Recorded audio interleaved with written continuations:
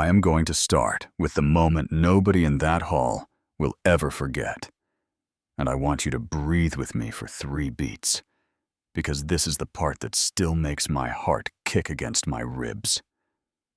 The chandelier was throwing gold across the floor. The band cut off mid-note, and I was standing dead center, in a maid's uniform, while every phone in Lagos pointed at my face. People who hadn't looked at me all day suddenly could not look anywhere else. And when I reached up and took off my wig, when the scar caught the light and refused to hide, the whole room stopped breathing like someone had pressed pause on a city. If it were you, what would you have done in a moment like that? Keep the peace and walk away, or peel back the truth in front of God and everybody? That morning didn't feel like a movie. It felt like a Tuesday with the generator humming outside my window and the smell of peppers and onions, coming up from a woman frying a cara on the street. Surulere never sleeps, and it never apologizes for it. I had a cream envelope on my table, too heavy and too proud for that small room, and I slid my finger under the seal like I was defusing a bomb. You are invited to the wedding of Kelechi Nwosu and Chika Okeke. Gold letters on ivory card, the kind of invitation that thinks wealth is a personality. My hand shook, not from fear, not from sadness, from that colder thing your body does when it recognizes a story your mind keeps trying to rewrite. He's really marrying her. Yeah, that happened. I put the card down, stood by the open window, let sunlight hit my face, because sunlight helps me tell myself the truth. And I whispered out loud, so I could hear how it sounded in air, and not just in my skull. If it were me, would I stay home and keep the peace, or would I walk into that hall and look my past in the eye? To understand why I didn't choose silence, you have to know the before, because there was a before. Not just a pretty one, a hard-won one. There was a glass office on Victoria Island with my name on a banner, Lux by Adan, because you deserve luxury. A slogan I wrote at 2 a.m. with a cup of cheap coffee and a heart full of hunger. My navy blazer fit like a plan. My phone never stopped buzzing. I was that woman laughing on calls, closing timelines without blinking, because my work was solid, and my team moved like they were plugged directly into ambition labels, printing boxes, sealing truck doors, slamming receipts, signed with quick strokes. When the door opened without a knock, I didn't flinch because it was him. Kelechi, tall, loose shoulders, a smile you trust. Without interviewing at first, he wrapped his arms around me from behind and rested his chin on my shoulder, like he was helping me hold up the skyline. Still conquering the world, my queen, he said, and I said, everything I build for us. And I meant it. Without caveats, that's the part that burns later when you realize how clean your love was and how dirty his pockets had already become. He asked me to marry him again that afternoon, not because he needed an answer, he already had one, but because he liked the feeling of me saying yes. Some men are in love with the echo more than the vow. You know what I mean. I looked him in the eyes and gave him the word anyway, because when you haven't been betrayed yet, faith feels like oxygen. The next months were a single bright afternoon awards and step and repeat backdrops and flashbulbs that sounded like popcorn and hot oil headlines that made me bark, laugh at traffic lights when they popped on my screen. The woman behind Lux Lagos Beauty Mogul to watch interviews, where I tried to sound humble and accidentally sounded proud, because I was my chin up, my voice steady, my team electric. At night, after everyone went home, it was me and Kelechi in my office. Blinds drawn the city outside glittering like it belonged to us. Paper everywhere, the kind that matters. Ingredient lists, sourcing contracts, stability test logs, long strings of pH readings and viscosity numbers. The secret sauce of a formula I had carried in my bones like a lullaby, only I knew the words to. I told him I wasn't ready to file the patent yet. I wanted to perfect it first, make it bulletproof, make sure that when I put my name on it, the ink would never smudge, and he squeezed my hand with warm fingers and said the kind of sentence people carve into their ribs. Baby, who would I tell? Your success is my success. We're partners. We're about to be husband and wife. It sounded like a vow, and I believed it like a fool. Maybe you would have played it closer to the chest.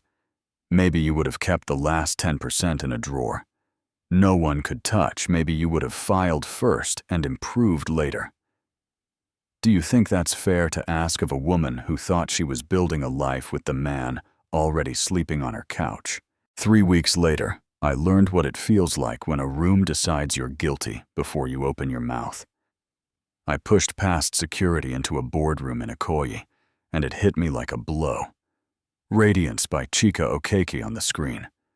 Chika herself at the head of the table in a red suit, with shoulders sharp enough to cut paper. She clicked to the next slide, and there it was. My formula, my language, my percentages, my handwriting on a graph. I had printed at 2 a.m., while the kettle complained on a little gas burner, and they were all looking at me like I was rude for showing up to my own robbery. Security took my arms. The kind of grip that says we can be gentle, or we can be the story. And I heard my voice break as I said. Not shouted, said, because shock makes you quiet. Kelechi, tell them. Tell them this is mine. He stood slowly, like he had practiced not rushing in front of a mirror. He put on that calm face men use when they want to look above the mess they made, and he said, "You're embarrassing yourself, even if it were yours, which we both know. You can't prove you're nothing without me. I made you relevant. A girl from Enugu with no connections. Please." It didn't sting because it was cruel. It stung because it revealed him. And when someone shows you their real face, believe them. They pulled me out, while Chika smiled the smile of a woman who thinks the problem has been solved. And a week later, the warehouse was so quiet, I could hear a bee hitting the window. My team bled away, one at a time, with apologies and resumes. To right investors stopped taking my calls. And the night it really broke, I locked the office at midnight, turned off the lights, saw myself in the mirror. Mascara wrecked into raccoon eyes, scalp tender under the glue, and I took the wig off with hands that shook. And there was the scar at my temple, the one I got the night he shoved me during a fight about money and secrets. And I hit the corner of a glass table. The blood, the towels, the muttered apologies that sounded like invoices, the voice saying, "This is your fault, all of it." If you've ever heard that voice, I don't have to explain the echo. I touched the scar with 2 fingers, like I was reading a map, and I whispered to my reflection so quietly I could barely hear it. One day, you'll see me again. Pattern interrupt because I need you to hear this part. Vengeance is dramatic, restoration is a slow grind, and if we could put a soundtrack under it, we'd use a metronome and a fan, not a drum. Life didn't fast forward to the wedding. Life made me chew gravel first. I moved into a single room in Yaba that smelled like damp concrete and old rain. I worked anything that paid data entry before sunrise. Customer service in the afternoon, where people with soft hands yelled into phones. Night shifts, cleaning an office that used to stock my products. and when the lights were off, I went back to school in my kitchen. I reformulated, stripped it down, rebuilt it. Cleaner, tighter, stronger. I taught myself where my old choices had been.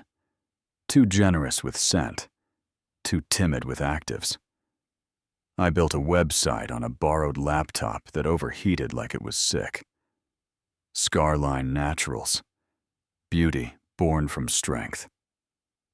The name came to me while I traced the scar with my finger and felt not just pain, but the line where I broke and where I healed.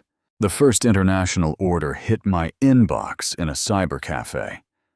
I stared at the screen for a full minute, like it might vanish if I blinked. Then I pressed a napkin into my eyes and laughed while I cried because I had work to do. Joy is beautiful, but joy doesn't pack boxes. A few months later, I had a better apartment with real windows and a fan that didn't rattle like it was about to spin off the ceiling. And one night, after a run of orders from Accra and Atlanta and Dubai, I got an email from a London partner. Beauty Hub Global wanted to talk. We talked. I sent samples packed like tiny prayers. They called back with numbers that sounded like a sunrise. A few weeks later, we signed the initial investment. Dollars. I looked at that figure and felt my lungs fill all the way to the bottom for the first time in months. Reviews rolled in with photos of real faces and real bathrooms, and captions that sounded like women talking to each other across a mirror, and that did more for me than any headline. Then, a job listing slid into my messages, like fate had decided to be obvious. Household staff needed for the Okiki family. In Lekki competitive salary room and board included. I read the address and I didn't hesitate. Not because I wanted to wrap my hands around anyone's throat. Not because I needed to watch them choke on cake. Because I wanted clarity. I wanted to walk into the life that had tried to eat mine and walk out of it whole. If you've ever chosen to step back into the fire just to prove to yourself you can, you know what I mean. Lekki is the kind of luxury that wants you to see it blink marble, that looks imported directly from a magazine ceiling so high, your voice comes back a second later. A hall full of air. So cold, your skin forgets where it lives. And I learned what the uniform knows, how to be everywhere, without being anywhere. How to set down a glass with the precision of a surgeon. How to answer cruelty with, "Yes, Ma," and keep your dignity folded, small in a pocket where they can't find it. Chica snapped at decorators because the gold wasn't the right gold. Her mother, Mrs. Okiki, fanned herself like the air conditioner owed her money and told me girls like me were born to serve.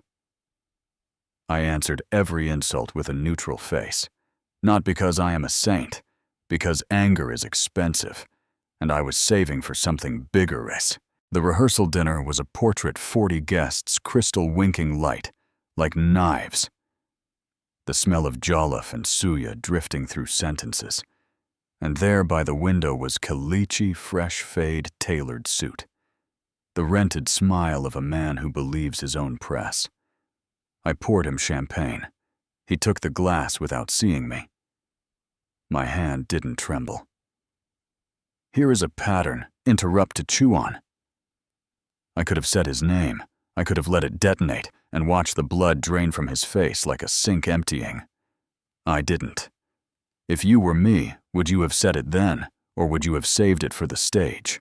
That night in my little staff room, I opened my laptop and watched numbers walk scarline trending on beauty Twitter orders, flooding in my partner texting projections that made my eyebrows jump 5 million by year.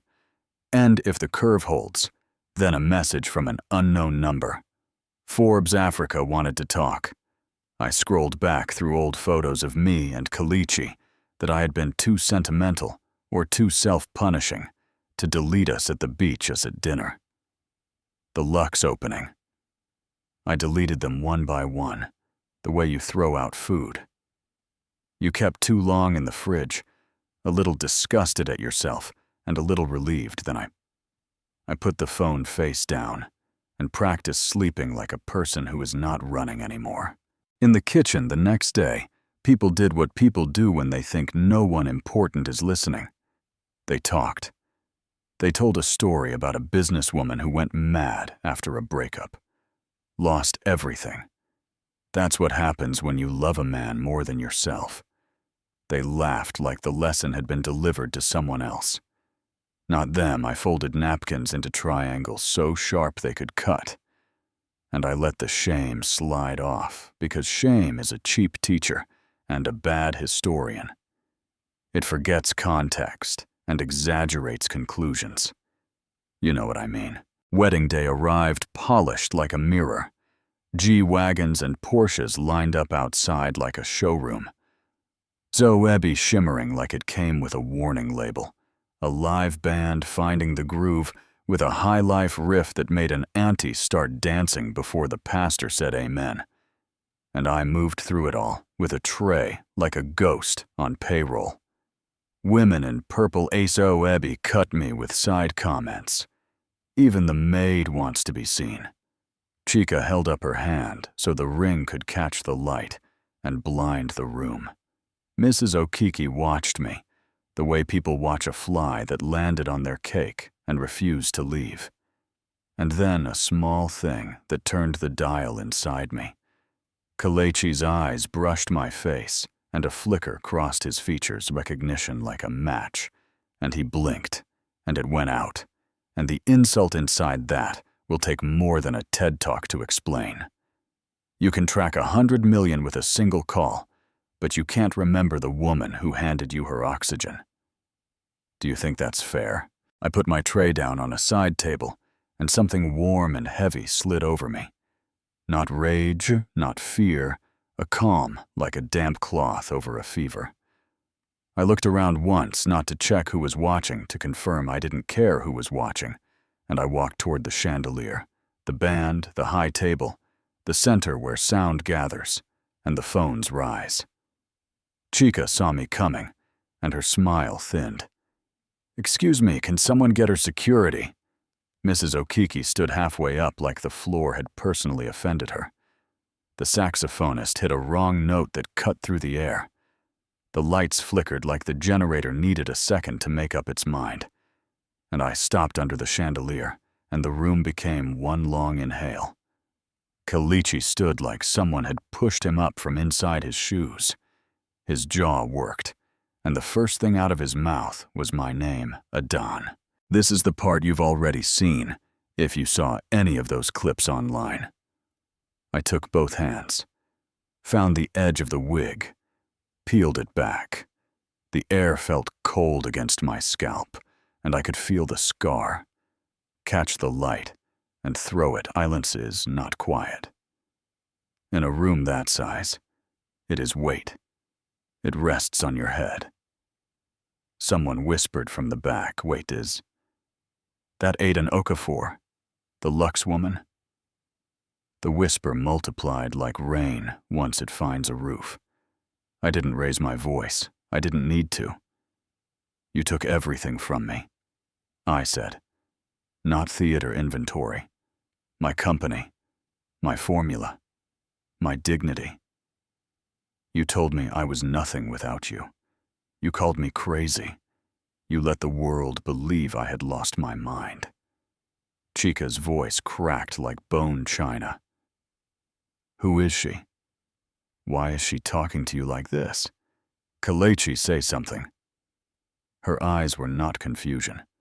They were calculation, meeting a wall. Here is the twist you were promised, and it comes out soft because truth doesn't need symbols. I rebuilt it. I said, everything you broke. I rebuilt it without you, and without your friends. And today was already the day my new company signed distribution into 15 countries. I didn't come to take anything back. I came to show you what I never lost myself. Stick around because what happened next will blow your mind. Phones were up, yes. The clip went to 2 million views before the cake fell. But that's not the wildest part. The wildest part is what the truth does. When you show it your scar, my partner called to say the site crashed under traffic. Beauty Hub texted to confirm the wire for production. Scaling Forbes asked if I had time for a photo, where I didn't hide what I had survived. And I stood there under the chandelier and realized I had already won before I walked in. I wasn't taking revenge. I was taking attendance. Present. Mrs. Okiki shouted for security. No one moved. And I don't mean no one. Didn't hear. I mean, sometimes even people on salary can feel the air change, and they know better than to interrupt what is sacred. Not church sacred. Truth sacred. I looked at Chica, and what I felt surprised me. It wasn't hatred. It was pity. Not because she wasn't beautiful or rich or admired, because none of that looked like it had touched her bones. Good luck. I told her 2 words that landed like a slap. You know why? Because pity refuses to wrestle. It just looks at you and walks away. I turned and the room parted, and I walked through it.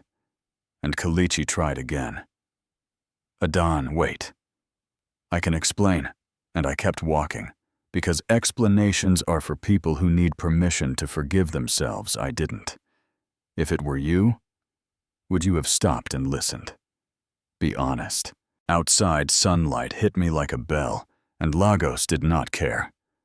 Cars kept honking. Street vendors kept selling. Someone laughed down the block because life does not pause to clap for your personal victories. I went home to my small balcony and made tea the way my mother taught me, milk first to cool the cup sugar next.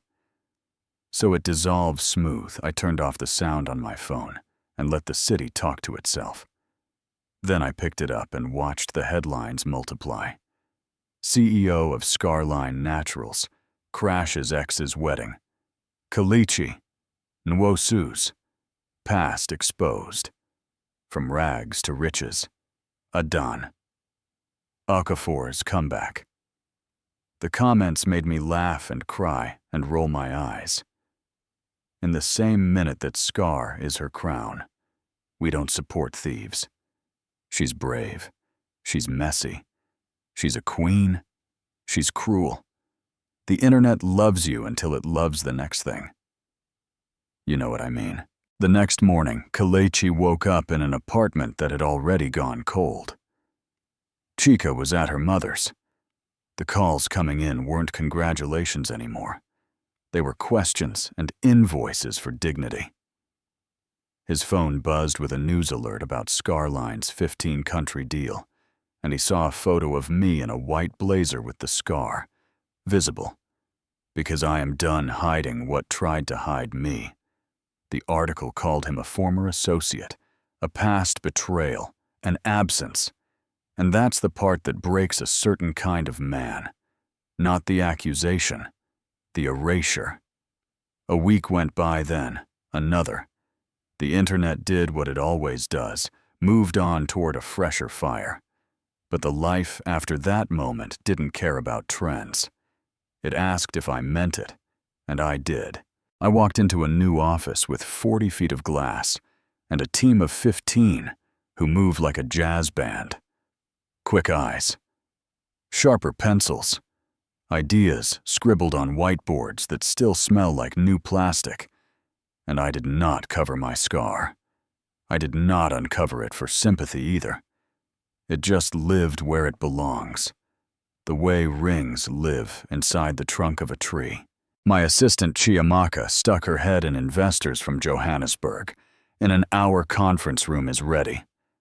And I looked out over the island and tried to name what had really happened. Not the virality, not the wire transfers, not the comments that stuck like glitter. It wasn't revenge. Revenge tastes sweet for a second and leaves your mouth dry. It was restoration. It was ownership. It was refusing to outsource my narrative again. Let me be real for a minute. Because I can hear you in the comments already. Why didn't you sue earlier? Why didn't you file? Then, how can you prove what is yours? Those are fair questions. The law here is not a vending machine where you put in a coin and get out justice. It is a river that sometimes floods and sometimes runs dry. When I rebuilt, I filed. Not because paper makes me safe. Paper makes me visible to the partners. I need the rest. The world handled louder than any judge. Do you think that's fair that a woman has to become a brand to be believed? There was a moment after the reception when I went back to pick up my things, and a young server came up to me, hands shaking a little. She touched my arm and whispered. I thought I was invisible too. Then she smiled, like she had just chosen a major, and walked away before I could say anything that would minimize the courage it took to say the sentence that was the only applause I needed. The point of saying your truth out loud is not to ruin someone. It's to set someone else free to say theirs. If you take anything from my story, take that and put it somewhere. It can't be stolen. Now, I'm going to say something that will get me yelled at, and I accept the comments because dialogue is how we sharpen each other. I don't hate Chica. She sat in a red suit the day my work was presented. Under her name, she smiled while security dragged me out. She married a man who needed someone else's oxygen to breathe. She said cruel things to a woman carrying a tray. Because that's what she's been taught. Power feels like, but she didn't shove me into a table. She didn't call me crazy in front of men who could end my contracts over lunch. She played a role in a system that rewards women for standing next to money and pretending not to see the stains on its hands. I am not excusing her. I am saying we were both handed costumes and told to perform, and one of us decided to put the costume down. Do you think I'm being too soft? Or do you think there is power in refusing to be drafted into a familiar war? 2 weeks after the wedding, Kalichi texted me 3 words. I am sorry. I stared at it, because my head wanted more. My head wanted a ledger and receipts and a notarized confession. But my life didn't need any of that. I did not respond. Not because I am better, because I am different now. Forgiveness is not a stage act. It is quiet. Work you do at the sink, with your hands in warm water. You rinse what you can, you throw away what is rotten. You keep what feeds you. Some of you will say, I should have burned it all down, lawyered up, called every paper sued until the sun got tired. Maybe you're right, but I sleep and I wake without dread. And that is the kind of wealth the camera can't capture. The day the investors flew in from Johannesburg, I wore a cream suit that made me feel like the boss of my own calendar. We talked money. Yes, but we also talked farmers in Osun, who could grow an ingredient. We'd been importing. We talked hiring young chemists straight out of Unilag and paying them to learn in a lab that doesn't give them headaches. We talked packaging that wouldn't choke a landfill. We wrote down numbers and contingencies, and I watched my team in the glass reflection. Quick pens, bright eyes, and I felt something settle in the place where fear used to live. Power doesn't need sirens. Sometimes. It's a quiet room where smart people do elegant math. Halfway through that meeting, I thought about the chandelier again, and it hit me fresh. If I hadn't taken off the wig, the world still would have spun. Kalichi still would have met a version of consequences.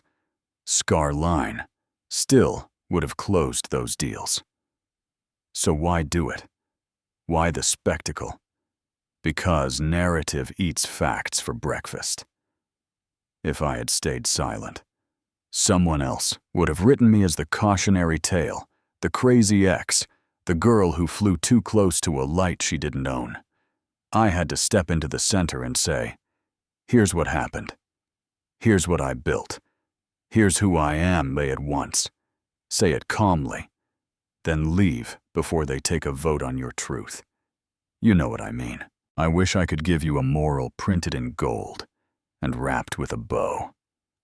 Life rarely does that for me.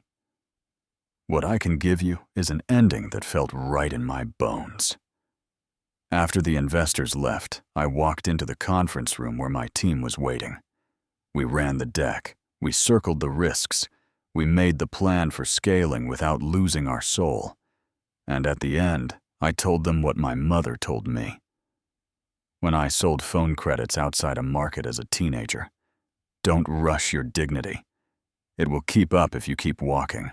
Before I close, I want to open the floor to you, because this is not a diary. And I didn't press record just to hear my own voice.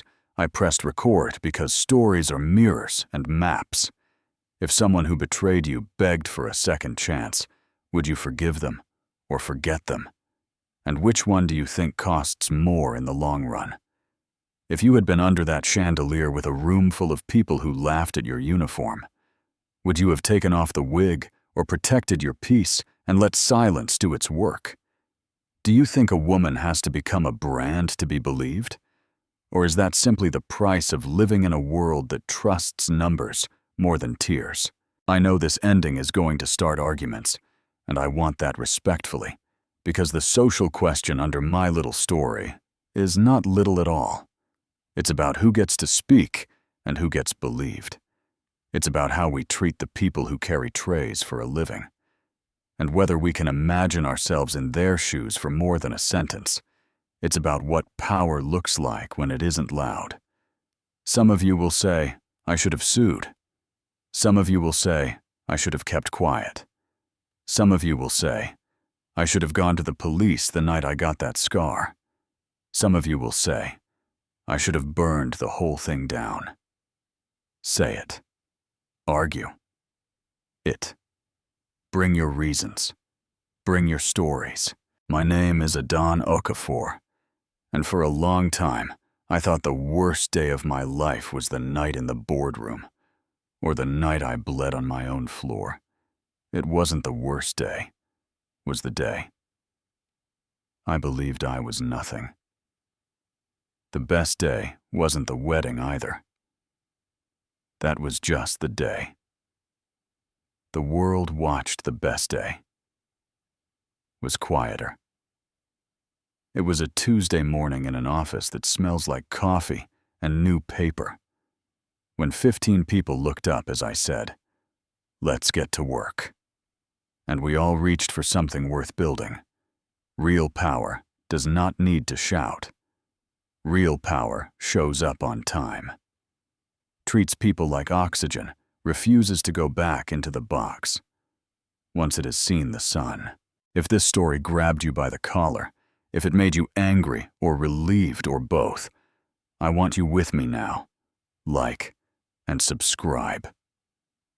So you don't miss the next chapter, because we do this every week. Not because drama sells, but because truth heals. Drop your city in the comments, so I can see the map light up from Lagos to London to Atlanta to Accra. And then tell me what you would have done under that chandelier. Tell me what you think fairness should look like when contracts and feelings collide.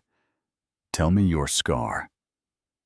If you are ready, or just tell me you're still standing, because sometimes that is the whole story, and it is more than enough.